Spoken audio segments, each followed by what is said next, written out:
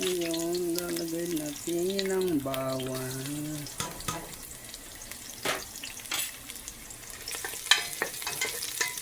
Simpot siya, bigit siya.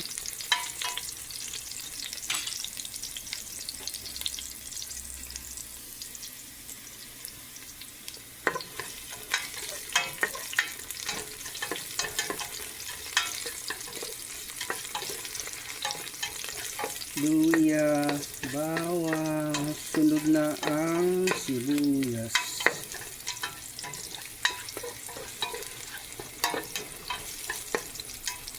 Ganito ako magluto ng sinigang.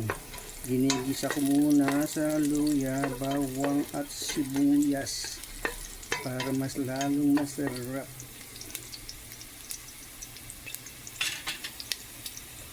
Ito na ang sibuyas.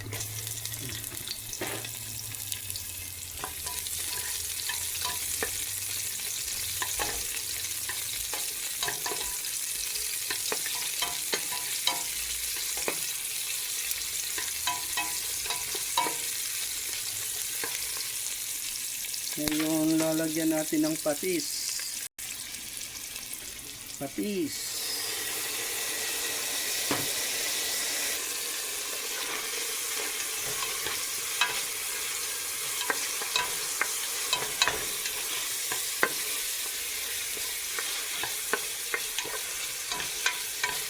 Sorry, nawala sa focus.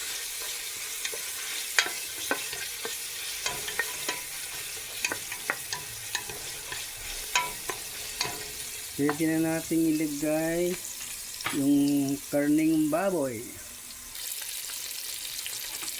Nilagay ko na yung karning baboy. Sisingkot siya natin.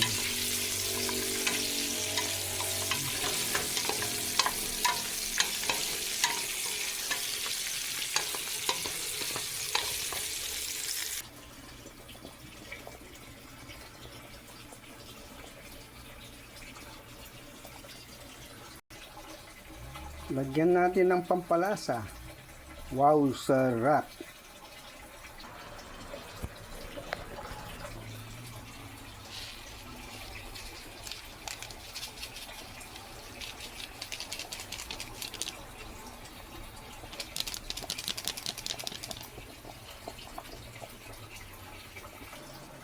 Ngayon, nilalagay na natin itong tinatawag na bok choy or pechay, baby bok choy. Lalagay na natin.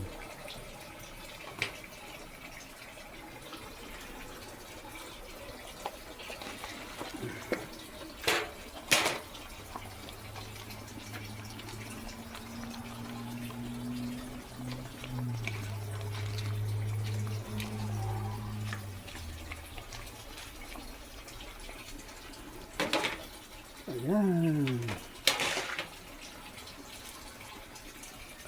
Papakuloyin muna natin. Hintayin muna natin kumulo hanggang lumambot yung gulay. Tapos noon, luto na pag malambot na yung gulay. Okay. Ito po, kumukulo na ang ating sinigang. Malapit na pong maluto ito. Oras na lumambot na po yung gabi or they call it taro. Tsaka itong bok choy. Pag malambot na po, luto na. Hinihintay lang na po natin lumambot. Okay. Kumukulo na.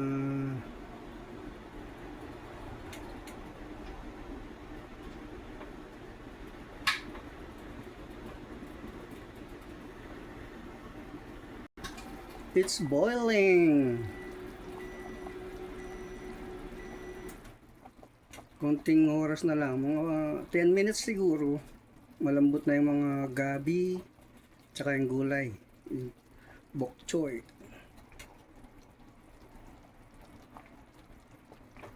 Okay, thank you for watching.